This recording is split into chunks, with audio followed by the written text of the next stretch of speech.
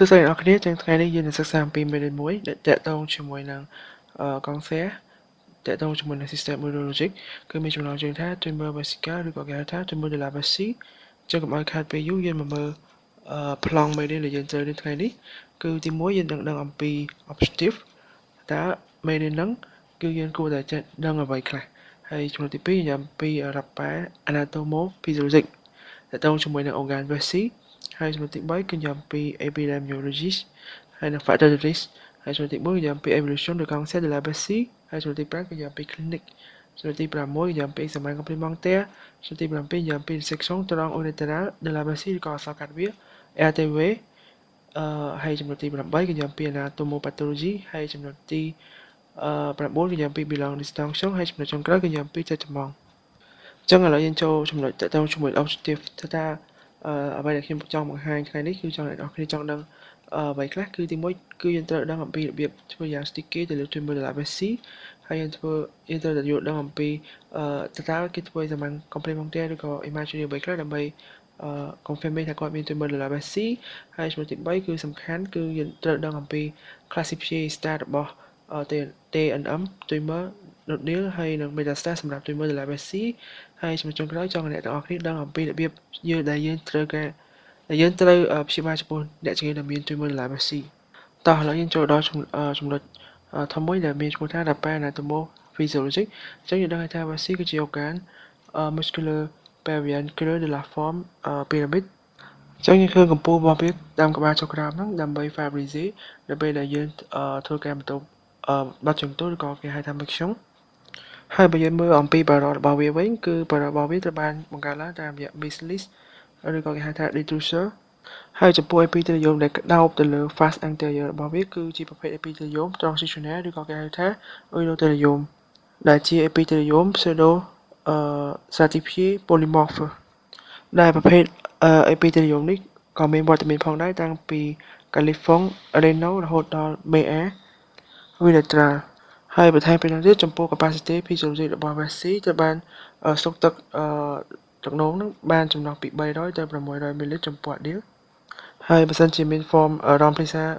ដែលជា pathologic លេចចេញមកគឺយើងឃើញមាន Vessie របស់យើងឡើងជា form de globe ដែលគេហៅថា globe vesical ហើយបើមើលអំពីចំណុះទឹកនោមដែលធ្វើឲ្យយើងចង់បត់ជើងតូចហ្នឹងគឺមានចំណុះប្រហែលជាធំជាង300 ml ឥឡូវយើងមកមើលអំពី physiology នៃ Miction គឺវាវិវត្តតាមរយៈ4ដំណាក់កាលទី1វាត្រូវការ capacity physiologic ចំណុះទឹកហ្នឹង300 ml សិនហើយបន្ទាប់មកទៀតគឺវាធ្វើឲ្យមាន pyrovesical ហ្នឹងចាប់ផ្ដើមមេទីរម៉ង់ដែលជាមូលហេតុដែលវាផ្ដល់នៅ Angfluid network ទៅកាន់ center cerebral superior ដែលវាធ្វើឲ្យយើងហ្នឹងមានចំណងក្នុងការបត់ជើងតូចហើយបន្ទាប់មកទៀតគឺមានការ contraction ទៅលើ detrusor ហើយនិង relaxation នៅ sphincter ហើយចុងក្រោយគេគឺ Miction ទៅបានចាប់ផ្ដើមដោយសារតែមាន relaxation volontaire នៃ sphincter externe ដែលប្រព្រឹត្តទៅក្រោមការ control de la volonté ឬក៏ par intermédiaire des nerfs motor somatique ហើយបើយើងមើលអំពីជំងឺតាក់ទងជាមួយនឹង maladie de la Vessie វិញ de la Vessie វិញគឺមានដូចជា cancer de la Vessie cystite incontinence urinaire ហើយនិងជំងឺផ្សេងៗជាច្រើនទៀតអូខេឥឡូវខ្ញុំនិយាយអំពី anatomo-physiologic របស់ Vessie តែប៉ុណ្្នឹងយើងងាកមកមើលអំពីមេរៀនរបស់យើងចូលដល់ចំណុច introduction គឺយើងដឹងហើយថា epithelium ដែលមានពាសទៅលើphong renal រហូតដល់ mea uretral គឺជាប្រភេទ epithelium urothelium ឬក៏គេហៅថា epithelium transitional អញ្ចឹងគេសិក្សាមើលទៅគេឃើញថានៅពេលដែលមាន tumor de la Vessie គេយក tumor ហ្នឹងទៅធ្វើ histology គេឃើញថាភាគច្រើនរហូតដល់ 98% គឺ tumor ហ្នឹងគឺជាប្រភេទ carcinoma urothelial ហើយបើយើងសិក្សាអំពី epidemiology របស់វាវិញគឺចំពោះ tumor de la Vessie ដែលប្រវត្តិទៅជា cancer de la Vessie គឺជាប់ចំណាត់ថ្នាក់លេខ7ដែល plus កង់ជាងគេនៅប្រទេសបារាំងហើយនឹងជាប់ចំណាត់ថ្នាក់ជា cancer ទី2បន្ទាប់ពី cancer de la prostate ហើយវាកើតឡើង 10% ចំពោះបុរសហើយនឹង 4% ចំពោះស្ត្រីហើយជាពិសេសគឺកើតនៅមនុស្សដែលមានអាយុធំជាង60ឆ្នាំហើយបើនិយាយអំពី factor របស់វាវិញវាច្រើនកើតទៅលើអ្នកដែលចិត្តយុវវ័យតើបើជា active ហើយចំពោះជំងឺដែលមានការងាររបស់គាត់ exposure professional ទៅប៉ះជាមួយនឹង carcinogen ដូចជាអ្នកដែលធ្វើការនៅរោងសាប៊ូ ឧស្សាហកម្មសាប៊ូហើយលាក់តងរបស់វាតាមលាក់តងរបស់វាគឺរយៈពេល15ទៅ40ឆ្នាំហើយពោលទៅពីអង្គរគឺភាគច្រើនគឺ ambient aromatic ហើយយើងអ្វីដែលយើងសម្គាល់គឺ malady professional មានន័យថាគឺជាជំងឺដែលកើតឡើងចំពោះអ្នកជំងឺណាដែលការងាររបស់គាត់ expose ជាមួយនឹងប្រភេទ action carcinogen ហ្នឹងហើយក៏អាច factor ផ្សេងទៀតគឺមកពី iatrogenic គឺមកពីមន្ទីរពេទ្យដោយសារតែយើងធ្លាប់ធ្វើ radiotherapy បែបយ៉ាងតាមរយៈ fork dose ឬក៏គាត់ប្រើថ្នាំពពួក chemotherapy ពួកថ្នាំ cyclophosphamide ជាដើមហើយយើងគួរចងចាំផងដែរថា infection និង inflammation chronic de la vessie គឺជាហេតុផលដែលធ្វើងាយឲ្យធ្វើមានកោងស្ទះ de la vessie ទៅជា carcinoma epidermoid ដែលវាមិនមែនជា carcinoma urothelial ទេដែលមូលហេតុគឺដោយសារតែអាចមាន Behazio គឺជាប៉ារ៉ាស៊ីតរុញញ៉ាមួយដែលយើងមិនបានព្យាបាលត្រឹមត្រូវឬក៏ព្យាបាលហើយកើតឡើងវិញហើយមូលហេតុទី2គឺនៅពេលដែលគាត់ដាក់សុងរយៈពេលយូរទៅលើអ្នកជំងឺដែលមានneurologic មានន័យថា Bessie របស់គាត់នឹងអត់អាច contraction ខ្លួនឯងបានយើងត្រូវការសងដូច្នេះដាក់យូរទៅវាអាចបង្កឲ្យមាន inflammation ធ្វើឲ្យមានកងស្ទះជា type carcinoma epidermoid ចឹងនៅក្នុងចំណុចនេះខ្ញុំចង់បង្ហាញអ្នកនរគ្នារបៀងថាតើហេតុអ្វីបានជានៅពេលដែលអ្នកជំងឺរបស់យើងគាត់ជួបបារីបង្កឲ្យមានកងស្ទះ de la Bessie ខ្ពស់គឺដោយសារនៅពេលដែលយើងស្រូបនៅផ្សែងបារីគឺយើងដឹងថាផ្សែងបារីគឺជា protein chimic មួយដែលផ្ទុកទៅដោយប្រភេទcarcinogen អញ្ចឹងនៅពេលដែលផ្សែងបារីនោះចូលទៅក្នុងឈាមរបស់យើងគឺឈាមទាំងប្រមាណត្រូវច្រោះទៅក្នុងតម្រងនោមហើយដឹងថាទឹកនោមទាំងអស់ត្រូវបានស្តុកគេនៅក្នុង Vessie អញ្ចឹង protein chimic ទាំងអស់ដែលមានក្នុងបារីនឹងចូលទៅក្នុងVessie របស់យើងដែលសារជាតិទាំងអស់នោះអាចប៉ះផ្ទាល់ជាមួយនឹងប៉ារ៉ារបស់យើងដែលធ្វើឲ្យមាន response to la transformation នៃសលុយ de la Vessie ទៅជាសលុយកងសេរ៉ូសហើយនៅពេលដែលយើងប៉ះនៅសារជាតិនឹងយូរទៅវាអាចបំផ្លាញទៅលើប៉ារ៉ាអង្គទាំង de la Vessie ដែលធ្វើឲ្យបង្កបានជាកងសេរអញ្ចឹងកាលណាដែលយើងជួបបារីកាន់តែច្រើនគឺយើងបង្កឲ្យមានរិះ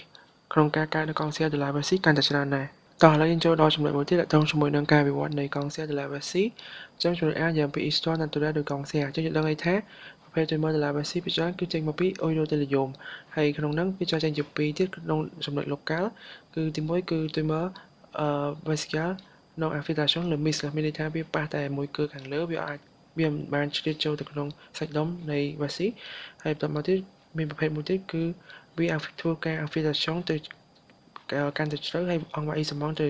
ដោយ MIS vesica ដែលគេឲ្យឈ្មោះថា tumor vesical infiltration លើ MIS ខ្លះហើយចំពោះ regional វិញគឺមានការ extension lymphatic regional ជាមួយនឹងការលេចចេញនៅ adenopathy បែបយ៉ាងណា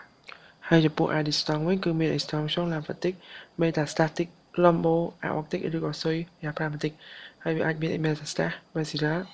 distal ប៉ះទៅលើ visceral ដូចជា pulmonary hepatic cerebral និង osseux ហើយនេះគឺជាតារាងបែងចែកដែលមាននៅក្នុងចំណុច B risk evaluative TVNEM ហើយនិង TVEM ចឹងចំពោះ TVNEM ឬក៏ tumor vesical non infiltration limits ខ្លះគឺវាធ្វើឲ្យមាន risk ជាមួយនឹង residual មានន័យថាកើតម្ដងហើយគឺកើតម្ដងទៀតហើយវាអាច risk ក្នុងការវិវត្តទៅជា tumor vesical infiltration limits ខ្លះហើយចំពោះ TVEM វិញគឺវា risk the dissemination ទៅកាន់ទីតាំងឆ្ងាយអាចធ្វើឲ្យមាន adenopathy ហើយនិង metastasis visceral តោះឥឡូវយើងចូលដល់ចំណុចសំខាន់មួយដែរគឺយើងពី clinic អញ្ចឹងចំណុច A យើងពី circumstance នៅក្នុងវគ្គអញ្ចឹងភាគច្រើនអ្នកជំងឺដែលមាន tumor de la Vessie អ្វីដែលគាត់អាចរកឃើញមុនគេគឺគាត់មាន hematuria microscopic ហើយនិងខ្លះទៀតមាន symptom ដូចបា appareil urinaire ឥឡូវយើងចូលដល់ចំណុច B យ៉ាងពី exam clinic អ្វីដែលយើងអាចធ្វើបានមុនគេយើងធ្វើការសាកសួរអន្តរតដើម្បីរករក alteration de l'état général ជាមួយនឹងការបាត់ទម្ងន់ហើយនឹងបាត់បង់ចំណងក្នុងការហូបរបស់គាត់ហើយ factor risk យើងស្វែងរកសួរនៅថាគាត់នឹងមាន factor risk ដែរទេគាត់ជាសុយស៊ីដែលប្រើនៅបារីច្រើនឬក៏ការងាររបស់គាត់នឹងប៉ះផ្ទាល់ជាមួយនឹងខ្យល់ជីវិតមួយចំនួនដែលគាត់មាន tumor de la Vessie ហើយចំពោះ hematuria microscopic របស់គាត់វិញអាចគាត់ប្រាប់ថាបាត់ជើងហូរឈាមម្ដងហើយនៅក្រោយបាត់ហូរឈាមម្ដងទៀតហើយភាគច្រើនគឺគាត់បាត់ជើងចេញមកឈាមនៅពេលដែលគាត់ធ្វើការបាត់ជើងចុងក្រោយវាថាបន្ទាប់ពីយើងបាត់ជើងចុងក្រោយគឺមានការ contraction ពី Vessie អញ្ចឹងធ្វើឲ្យមានការហូរឈាមនៅដំណាក់កាលចុងក្រោយតែម្ដងនៃការបាត់ជើងតូចរបស់គាត់ហើយភាគច្រើនទៀតនៅពេលដែលគាត់បាត់ជើងចេញឈាមហ្នឹងឈាមនៅក្នុង Vessie អត់បានបញ្ចេញអស់បង្កើតបានជាកាយយោធ្វើឲ្យមាន risk ទៅលើ retention algorithm ហើយការហូរឈាមនេះអាច Fabrice រត់ទៅខ្លាំងទៀតបើសិនជាគាត់ប្រើនៅថ្នាំពពួកអង់ទីក្រាកន្លងហើយចំពោះការសួរតាក់ទងជាមួយនឹងសាំងតូនវិបាប្រយោជន៍នេះគឺយើងមានចំណុចពីរធំៗទីមួយ irritative ហើយ oxidative ចំពោះ irritative គាត់មាន polarity គាត់ច្រើនទៅនោមច្រើនដងហើយគាត់នៅមកដឹងខ្លួន ambriosity ឬក៏មានការនោមមករលាកក្តៅហួរនៅតម្រងនោមរបស់គាត់ហើយចំពោះ obstructive គាត់មាន dysentery នោមមកឈឺហើយបើយើងធ្វើអីសម្រាប់ physics វិញយើងឃើញថាភាគច្រើនគឺអត់រកឃើញទេដោយសារតែtôiមើល Eulalia យើងអាចស្ទាបបានដឹងទេប៉ុន្តែយើងអាចស្ទាបបានដឹងអំពី mass Fabian ក្នុងករណីគាត់មានកងស្រាយ Ebola ហើយអាចធ្វើ touche rectal ឬក៏ touche bidigital ចំពោះស្ត្រីយើងធ្វើការ touche vaginal និង touche rectal ដើម្បី evaluation ទៅកាន់ mobility de la masse ហើយក្រៅពីនេះទៀតអាចធ្វើការស្ទាបទៅលើ air កង ionia sui clavicular gauche ឬក៏គេហៅថា crochet អញ្ចឹងគឺថាហេតុអ្វីបានយើងត្រូវការស្ទាបទៅលើកងយ៉ងនៅលើ sui clavicular gauche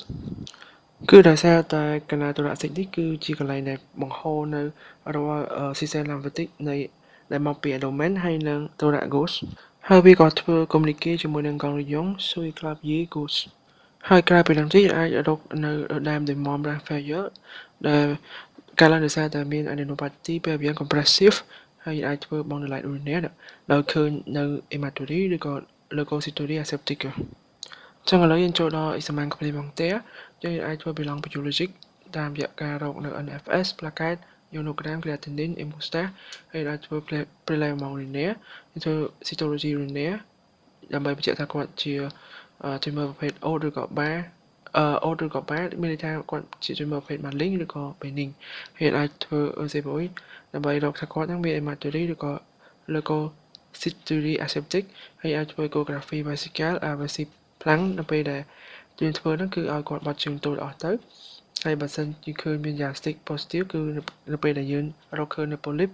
ឬក៏មានកម្រាស់ parenchymal RVC មានកម្រាស់ក្រាស់ហើយយើងអាចឃើញនៅ complication នៅតាមរយៈ tumor ហ្នឹងដោយសារតែ tumor ហ្នឹងវាបិទនៅកុំឲ្យមានការហូររវាង urethra ដែលបញ្ចូលទឹកនោមចូលក្នុង vessel ហ្នឹងជាហេតុធ្វើឲ្យមានការកើននៅ dilatation នៅ cavity pseudocalycial ហើយក្រៅពីនេះយើងអាចធ្វើ euro scanner ដែល acid positive ស្តៀងជាមួយនឹង echo វិញនឹងដែរគឺឃើញមាន polyp ហើយនិង epicysmum parietal ហើយចំពោះ complication វិញឃើញធ្វើឲ្យមានគឺឃើញមាន dilatation នៃ cavity pseudocalycial ហើយចំពោះ extension locoregional វិញវាអាចឃើញនៅ tumor ដែល affectation de la crête périmésicale ហើយឃើញអាចឃើញនៅ adenopathy pelvienne អង្វែងស្មងនៃ organe de Boissina ហើយមិនត្រឹមតែ extension locoregional ទេវាអាចឃើញនៅ extension à distance ប៉ះជាមួយនឹង visceral មួយចំនួនអាច hepatic ulcer ហើយចំពោះ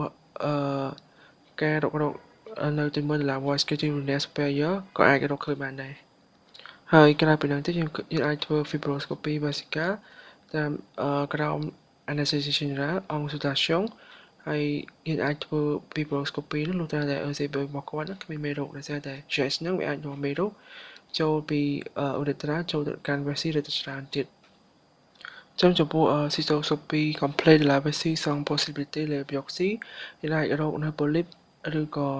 autre aspect pathologique នៅលើមួយ curve vesical ហើយវាត្រូវការចាំបាច់ធ្វើបើសិនជាយើងសង្ស័យdu tumor de la vessie non retrouvé le bilan imagerie ហើយយើងអាចធ្វើវាក៏បានអត់ក៏បានក្នុងករណីយើងឃើញមានយើងធ្វើ diagnostic de la tumor vessie ហើយនៅពេលដែលយើងធ្វើ bilan imagerie ឥឡូវយើងចូលដល់ចំណុចធំមួយទាក់ទងជាមួយនឹងresection ត្រង់ urethra de la vessie ចឹងយើងធ្វើ GES ART UV ហ្នឹងលុះត្រាតែយើងច្បាស់ថាយើងធ្វើយ៉ាងសិចទៅឡើយtumor de la vessie តាមរយៈ imagery ឬក៏ fibroscopy vesical ហើយ GES ART UV គឺជា GES មុនដំបូងក្នុងការ presumption នៃ intervention chirurgical endoscopic ក្រោម anesthesia general ដែលយើងធ្វើដើម្បី resection កាត់ទៅលើ tumor ប៉ុន្តែមុននឹងធ្វើ GES ហ្នឹងយើងត្រូវធ្វើ bilan preoperatoire មានរួមដូចជា NFS plaquette ionogram crea hemostat ECPO steril consultation anesthesia general ហើយអ្វីដែលយើងគួរតែប្រុងប្រយ័ត្នគឺថានៅពេលដែលយើងធ្វើ ART UV ហ្នឹងអ្វីចាំបាច់គឺឲ្យគាត់ប្រឈប់នឹងការលេបថ្នាំពពួក anticoagulant ឬក៏អាច ប្រើដែរប៉ុន្តែជំនួសដោយថ្នាំ heparin ហើយ intervention réalisée sous anti-agrégant plaquettaire ចឹងឥឡូវយើងនិយាយបន្ថែមទាក់ទងជាមួយនឹង RTV គឺយើងត្រូវធ្វើគាត់នៅក្នុងប្លុក opératoire ក្រោម anesthésie générale cystoscopie complète ជាមួយនឹង cartographie des lésions avant resection ហើយយើងទៅធ្វើការ resection complète នៃ lésion vésicale ដោយកាត់ទៅលើមួយគើហើយនឹង MIS plus profond ហើយយើងធ្វើការbiopsieរាល់ lésion ណាដែលយើងសង្ស័យហើយបន្តមកទៀតយើងធ្វើការផ្ញើនៅសាច់ហ្នឹងទៅកាន់ labo ដើម្បីធ្វើ examen anatomopathologique ហើយអ្វីដែលយើងសម្គាល់គឺនៅពេលដែលយើងធ្វើ RTV វាអាចផ្ដល់ complication មួយចំនួនដូចជា perforation vésicale hématurie persistante អញ្ចឹងបន្ទាប់ពីយើងធ្វើការវះកាត់ហើយតាមរយៈ RTV គឺជាទូទៅគឺអត់មានផ្ដល់ផលបាក់អ្វីជាលក្ខណៈសម្គាល់ទេដែលគាត់នឹងធ្វើការដេកបែររយៈពេលពី3ថ្ងៃប៉ុន្តែយើងអាចឲ្យគាត់ដេកយូរបើសិនជាគាត់នៅតែមានការហូរឈាម hématurie importante ជាពិសេសអ្នកជំងឺដែលប្រើនៅថ្នាំ anticoagulant អញ្ចឹងចំពោះនៅពេលដែលគាត់មានការហូរឈាមអាចដាក់នៅក្នុង vesica ជាមួយនឹង lava continue ដែលអាចបញ្ឈប់នឹងការហូរឈាមនោះបានអញ្ចឹងចំណុចនេះខ្ញុំចង់និយាយអំពីចំណុចសំខាន់ objective principal នៃការធ្វើ RTV គឺដើម្បីស្គាល់នៅអំពីជំរឿន infiltration នៃ tumor vesica នៅក្នុង paroi អញ្ចឹងវាគឺជាហេតុផលមួយដែលយើងត្រូវតែកាត់យកនៅសាច់ដុំ vesica នៅពេលដែលយើងធ្វើ RTV ហើយក្នុងករណី absent de MIS គឺវាមិនអាច impossibility ដើម្បីឲ្យ anatomopathologist determine ថា tumor ហ្នឹងវា infiltration ឬក៏អត់ infiltration អញ្ចឹងដូចខ្ញុំបាននិយាយអញ្ចឹង type histologic ដែល plus preconjugate ចំពោះ tumor Leber-C គឺជាប្រភេទ carcinoma urothelial ឬក៏គេហៅថា celluloid transitional ហើយវាកម្រវាកម្រដែលថា tumor ហ្នឹងជាប្រភេទ carcinoma epidermoid ដែលភាគច្រើនកើតចំពោះអ្នកដែលមាន Biasio urinaire ឬក៏ Sonda vesica dimer អញ្ចឹងចំណុចនេះគឺនិយាយអំពី tumor de Leber-C ដែលត្រូវបានគេចាត់ចំណាត់ថ្នាក់តាមរយៈ classification TNM ដែលអនុញ្ញាតយើងដឹងអំពីការជម្រៅរបស់ tumor នៅក្នុង paroi vesical អញ្ចឹងលោកអ្នកនរគ្នាបានឃើញទៅដែរហ្នឹងអញ្ចឹងចំពោះខ្ញុំនិយាយកាត់គឺចំពោះ tumor ប្រភេទ TA រហូតដល់ T2 ឬក៏តិចជាងT2 គឺគេចែកថាជាប្រភេទ tumor vesical non infiltration le muscle ប៉ុន្តែបើសិនជាធំជាងT2 ដែលវាជា tumor អង្វាក់ E ទៅកាន់សាច់ដុំហ្នឹងគេត្រូវបានចាត់ចំណាត់ថ្នាក់ថាជាប្រភេទ tumor vesical infiltration le muscle អញ្ចឹងយើងដឹងថាការចាត់ចំណាត់ថ្នាក់នេះមានផលប្រយោជន៍ដោយសារតែនៅពេលដែលយើងរកឃើញថាវាជាប្រភេទ tumor vesical non infiltration le muscle គឺយើងអាចធ្វើការចែកតំង conservateur មានន័យថាយើងទុក vaccine ទៅដែរដោយ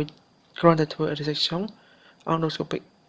ឬក៏យើងប្រើ installation endovisceral ដោយចាក់នៅ chemotherapy ហើយបើសិនជាយើងឃើញថាគាត់ជាប្រភេទ tumor vesical infiltration le muscle ប៉ុន្តែគ្មាន metastasis យើងអាចធ្វើការទៅតំង surgical radical ឬក៏ cystectomy ហើយចំពោះរោគនេះគឺនិយាយអំពីខ្លះនៃ TNM គឺរោគទី1គឺអ្នកនរគ្នាឃើញសញ្ញាព្រួយហ្នឹងគឺវាជាប្រភេទtumor TA ដែលជា carcinoma papillary non invasive មានន័យថាវាជាប់ជាមួយនឹង paroi ប៉ុន្តែវាអត់ឆ្លងចូលទៅកាន់ MIS ទេហើយបន្តមកទៀតព្រួយទី2គឺនិយាយអំពីTIS គឺជា carcinoma ancetoid មានន័យថាវាអត់ឆ្លងកាត់ membrane basal ហើយប្រភេទទី3គឺជា tumor 1ដែលជា tumor អង្វាក់ E ទៅកាន់គោលរយងនៅឡើយមួយគឺហើយប្រភេទទី2គឺជាប្រភេទ tumor 2A ដែលវាអង្វាក់ E ទៅលើ MIS superficial ហើយបន្តមកទៀតគឺជា tumor 2B ដែលវាអង្វាក់ E សងលើ MIS profund ហើយប្រភេទទី3គឺជា tumor 3ដែលវាTROA គឺដែលវាជា tumor អង្វាក់ E ទៅកាន់ crest perivesical ដែលវាចែកចេញជាពីរដែរគឺមាន microscopic និង microscopic ហើយប្រភេទចុងក្រោយគេគឺជាប្រភេទ tumor ទី4 Catra ជា tumor អង្វាក់ E ទៅកាន់ organ endovascular ដែលវាចែកចេញជាពីរT4A ហើយនិង T4B ចំពោះ T4A វាប៉ះជាមួយ organ vascular វាដូចជា prostate vagin uterus ឬក៏ rectum ហើយចំពោះ T4B វិញគឺប៉ះទៅលើ paroi pelvian ហើយនិង abdominal ហើយចំពោះចំណុចមួយទៀតគឺនិយាយអំពី Bilan distinction យើងអាចធ្វើ Bilan distinction សម្រាប់tumor vesical affection le muscle តាមរយៈការធ្វើ TDM ទៅមុខ densitometry thoraco-abdominopelvienne ដើម្បីកំណត់នៅ extension locoregional ដែលដោយសារតែមាន infiltration de la graisse perivasicale neuropathy pelvienne envahit les organes de voisinage ហើយអាចមើលនៅ extension à distance ដូចជា métastases pulmonaire hépatique ឬក៏ osseux ហើយអាចធ្វើ scintigraphy ទៀតចំពោះអ្នក scintigraphy ឬក៏ scanner cerebral ចំពោះអ្នកជំងឺដែលមានស៊ីងលក្ខណៈជាស៊ីងដែលតាក់ទងជាមួយនឹងខួរក្បាលឥឡូវយើងចូលដល់ចំណុចធំមួយដែរតាក់ទងជាមួយនឹងការព្យាបាលវិញម្ដងអញ្ចឹង la prise en charge ដែលតាក់ទងជាមួយនឹង tumeur de la vessie អ្វីដែលយើងសំខាន់យើងត្រូវធ្វើ RCP ដែលពាក្យពេចន៍របស់វាគឺ réunion de concertation pluridisciplinaire ដែលមានការចូលរួមអំពីអ្នកឯកទេសមួយចំនួនមានដូចជា chirurgien oncologue និង radiotherapy ដើម្បីបង្កើតជា project personnalisé de soins militaires បង្កើតនូវការផ្លាស់ប្ដូរយោបល់គ្នាដើម្បីរកដំណោះស្រាយព្យាបាលទៅកាន់អ្នកជំងឺរបស់យើងចឹងចំណុច A និយាយអំពី tumeur de la vessie non infiltrant le muscle គឺបើយើងមើល TNM គឺមានដូចជា TA TF ហើយនិង TON គឺតិចជាង T2 តែតំងរបស់វាគឺរក្សាទុកនៅ vessie ប៉ុន្តែវាមានវត្តមាននៅរិះក្នុងការកើតឡើងវិញហើយនឹង progression ទៅកាន់ tumor vesical infiltration le muscle ចឹងបន្ទាប់មកពីយើងធ្វើ ART-UV ហើយយើងត្រូវធ្វើ acceleration endovesical ដូចជា chemotherapy ឬក៏យើងធ្វើ BCG ដើម្បីឲ្យច្បាស់ថាអ្នកជំងឺនឹងដើម្បីលើកក្រោយទៀតកុំឲ្យគាត់មាន risk ក្នុងការ recidive ហើយតារាងក្រោមនេះគឺជាតារាងដែលបង្ហាញពី factor ដែលងាយគាត់នឹងមានការ recidive ឬក៏ progression ទៅជា tumor vesical infiltration le muscle គឺគាត់ស្ថិតនៅក្នុង stade TA TS ឬក៏ TON គាត់មានក្រាត tumoral អូតឬក៏បាក្រាតគាត់មានតៃ tumoral របស់គាត់ធំជាង3 cm គាត់ជាគេឃើញមាន tumor ច្រើន multifocal ជា tumor residual ចា៎ចឹង factor ទាំងនេះទាំងប្រមាណហ្នឹងត្រូវបានគេ classify ទៅជា3ក្រុមធំៗចឹងចំពោះ risk FAB គឺកាលណា TA គាត់ជាប្រភេទ tumor TA បាក្រាតដែលមានទំហំទៅជាង3 cm សង់ residual តែតំងដែលយើងអាចធ្វើបានគឺ CPR ឬក៏យើងធ្វើ IPOP ដែលពាក្យពេចន៍របស់វា installation post-opératoire précoce ហើយចំពោះ risk antemorrhagia កាលណាគាត់ជាប្រភេទ tumor TA បាក្រាត multifocal មានឬក៏គ្មាន residual ហើយបូកជាមួយនឹង TON បាក្រាតមួយទៀតយើងអាចធ្វើ installation endovesical amitriptyline ឬក៏ mitomycin C ហើយបើយើងឃើញថា risk មានការកើនឡើងខ្ពស់ដូចជាគាត់ជាប្រភេទ tumor TA old grade ក៏មាន TON old grade មួយទៀតឬក៏ residual ហើយក៏មាន CAF ទៀតយើងអាចធ្វើ ART-UV second look បូកជាមួយនឹង installation endovesical de BCG អញ្ចឹងយើងប្រហែលជាមានចង្អល់ហេតុអ្វីបានយើងយក BCG មកព្យាបាលចំពោះប្រភេទ cancer de la vessie អញ្ចឹងយើងដឹងថា BCG ពាក្យពេចន៍របស់វាគឺ Bacillus gamma-globulin ដែលវាត្រូវបានប្រើដើម្បីធ្វើជាវ៉ាក់សាំងក្នុងការព្យាបាលនៅបន្ថយនៅ gravity របស់ tuberculosis ប៉ុន្តែនៅក្នុងនេះគឺ BCG ត្រូវបានដើរតួជា main intra vesical immunotherapy ដើម្បីព្យាបាលទៅកាន់ early stage bladder cancers គឺដោយសារតែនៅពេលដែលយើងចាក់ BCG នេះ directly ចូលទៅក្នុង passive របស់យើងតាមរយៈកាត់ទះគឺ BCG នេះវាចាប់ផ្ដើមផ្ញើទៅលើ body immune system របស់យើងដើម្បីនាំយកនៅកងទ័ពហ្នឹងយកទៅមក attack ទៅលើកាន់ bladder របស់យើងដែលវា affect ទៅលើ bladder cancer cell ដែលវាផ្ដល់ផលប្រយោជន៍ក្នុងការព្យាបាលចំពោះ early stage bladder cancers ចឹងចំពោះចំណុចនេះគឺខ្ញុំនិយាយឡើងវិញចំពោះអ្នកជំងឺដែលមាន FAP risk យើងអាចធ្វើ30ប្រយោគឬក៏ realize ទៅការចាក់នៅ installation post-operatoire précoce unique នៅពួកថ្នាំ amitriptyline ឬក៏ mitomycin C ដែលវាភាសាបើសិនជាចាក់ក្នុងកំឡុងពេល6ម៉ោងហើយចំពោះអ្នកជំងឺណាដែលមាន risk elevate ដូចជា TON opera ចឹងយើងអាចធ្វើ deuxième ART-UV ដើម្បី realize ក្នុងរយៈពេល4សប្តាហ៍ហើយបើសិនជា Yastic ហ្នឹងគេឃើញថា TB ជា Yastic TB-NEM ត្រូវបាន confirmé តែត្បង់ induction par installation endovesical de BCG ត្រូវតែធ្វើđểចាប់ផ្ដើម debut នៅទឹកទី4ទៅ6 7បន្ទាប់ពី ART-UV second look ហើយបន្តមកទៀតយើងត្រូវធ្វើការ SPV ទៅកាន់ចិត្តមកអង្គត្រសៀងដែលយើងត្រូវការរយៈពេល3ឆ្នាំអង្គ function de la tolérance នៃការព្យាបាលហើយនេះគឺជាតារាងដែលសង្ខេបដើម្បីដែលខ្ញុំសង្ខេបអ្វីដែលខ្ញុំបាននិយាយគឺយើងអាចធ្វើ deuxième RTOV ដែលយើងអាចធានាក្នុងការ accélérer រាល់ totalisation ហើយនឹង réaliser une nouvelle au niveau de l'ancienne cicatrice ហើយបន្ទាប់ពីយើងធ្វើ RTOV second look មកយើងអាចធ្វើការត្រួតត្បង់ induction នៃ BCG therapy យើងអាចធ្វើ instillation ម្ដងក្នុងរយៈពេល1អាទិត្យកន្លងពេល6សប្តាហ៍ហើយបន្តមកទៀតយើងបញ្ឈប់វាសិននៅពេលយើងប្រើបាន6សប្តាហ៍ហើយបន្តមកទៀត control par fibroscopy ហើយបើសិនជាគ្មាននៅវត្តមាន residue ទេយើងអាចប្រើ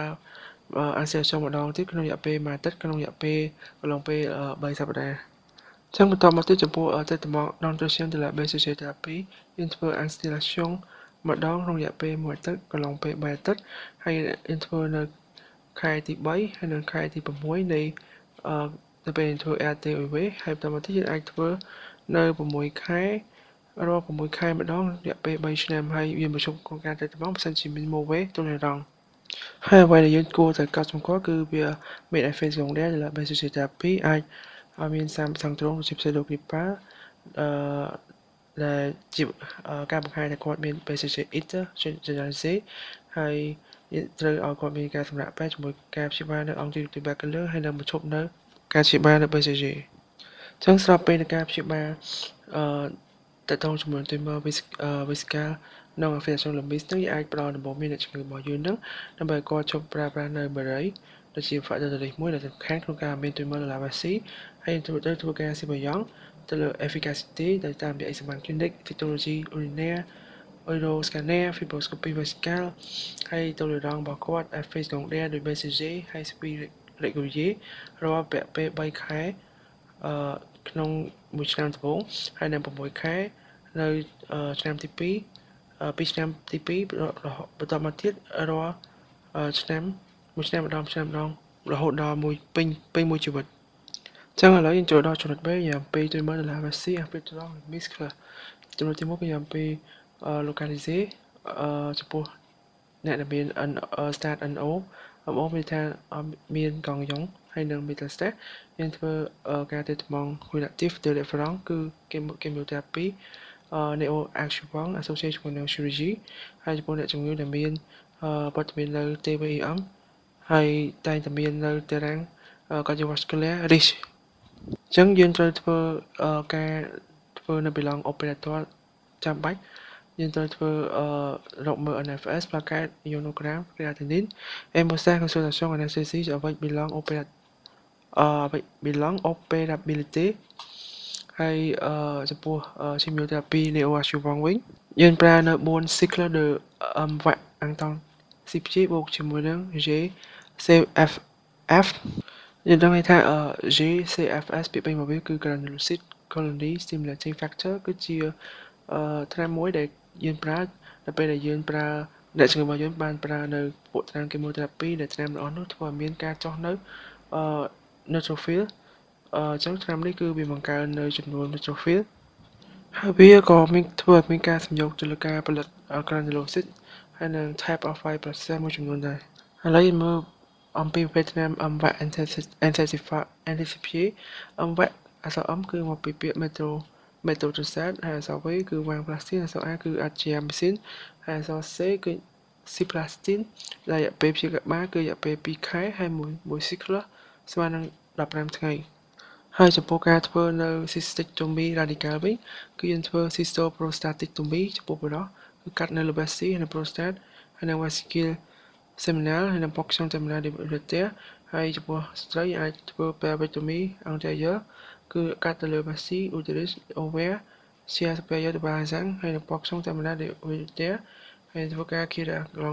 ganglionnaire ចុងដុយផ្ញើទៅកាន់le groupe urétral et urétral en examen extemporané ហើយទន្ទឹមការកាត់នេះយើងអាចផ្ញើនៅសាច់ដែលយើងបានកាត់ហ្នឹងដើម្បីធ្វើនៅ examen anatomopathology ហើយចំពោះ derivation urinaire វិញចំពោះ exchange អាចធ្វើ ureterostomy cutaneous trong iléal de type Breaker ហើយចំពោះ anterior វិញអាចធ្វើ ontero cystoplasty ចឹងឥឡូវយើងចូលដល់ផ្នែកទី2យ៉ាងពី TBM tuyến bờ vesica infiltration lupus អ្វីអង្គវាយសម្រាប់កងវិញ្ញាណ logo regional គឺមាន N+ ចឹងលើកនេះគាត់មាន TBM ផងហើយនឹងមានការឆ្លៀនពៀនឈាមចូលក្នុងកងយ៉ងទៀតចឹងចំពោះការទៅតំងយើងគឺធ្វើការទៅតំង curative de référence et également la chimiothérapie néoadjuvante par MVAC Anton CP ហើយចំពោះ GCSF associate ជាមួយនឹង chirurgy par cystectomie radicale ឥឡូវយើងមើលចំណុចលេខ3ដែលតងជាមួយនឹងអ្នកជំងឺយើងមានទាំង TBM បូកជាមួយនឹង metastasis វិញម្ដងគឺទៅតំងអត់អាច curative បានទេត្រឹមតែ palliative ដែល reference គឺ chemotherapy associate ជាមួយទៅថ្ម symptomatic ហើយចំពោះ chemotherapy premier line គឺប្រើនៅ GZ ឬក៏ MVAC អន្តរទីព្យាបូកជាមួយនឹង GCSF factor ដែល croissant ហើយ deuxième link គឺ vanfluline ហើយបន្ថែមពីទៅតំង palliative វាអាចធ្វើការទៅតំង symptomatic antiemetic បើសិនជាគាត់ជួយអាចប្រើតាម General ទ្រាំ5 OMS ឬក៏ INS ហើយអាច irradiation externe en cas de localisation osseuse یاធ្វើទៅតំង orthopedic OSO សាំងតែក្នុងករណីគាត់មាន fracture ឬក៏ tasmal vertebral lam manectomy ក្នុង X-junction បើសិនជាមាន compression medullaire ហើយយើងធ្វើការទៅតំង urologic derivation de haut appareil par nephrostomy ក្នុងករណីគាត់មានអង្វាយស្មងដូចជា gold vesical ដាក់សង់ d'objet souvent impossible ហើយធ្វើការទៅតំង DVAC ដោយប្រើនៅតាមពពួក biphosphonate ពពួក acid cyanuric សូមេតាក្នុងករណីគាត់មាន metastasis យើងធ្វើ transfusion sanguine ក្នុងករណីគាត់មាន anemia hemoglobin គាត់ទៅជា7 ក្រាម per deciliter ឬក៏មាន malabsorption par អង្វាយស្មង medullaire ឬក៏យើងអាចធ្វើនៅ colostomy ក្នុងករណីគាត់មានអង្វាយស្មង local ជាមួយ tube digestive occlusion ជាដើមហើយចំពោះករណីសេបយ៉ងទៅលើ tumor vesical infiltration de muscle យើងមើល efficacy របស់វាតាមរយៈ examen clinic TDM thoracoabdominopelvienne complication chirurgicale និង résultat fonctionnel de la dérivation urinaire តាមរយៈការធ្វើ Pricker ឬក៏ enterocystoplasty បើសិនជាយើងធ្វើការកាត់នៅ cystectomy ហើយទៅលើដងមើល effet secondaire de la chimiothérapie ហើយ CV régulier à vie ចឹងជាចុងក្រោយខ្ញុំសូមអរគុណអ្នកនរគ្នាដែលបានតាមដានវីដេអូរៀងបែបបន្តិចនេះហើយសង្ឃឹមថាអ្នកនរគ្នានឹងទទួលបានចំណេះដឹងហើយកុំភ្លេចចុច Subscribe ដើម្បីទទួលបាននៅវីដេអូថ្មីៗទៀតសូមអរគុណ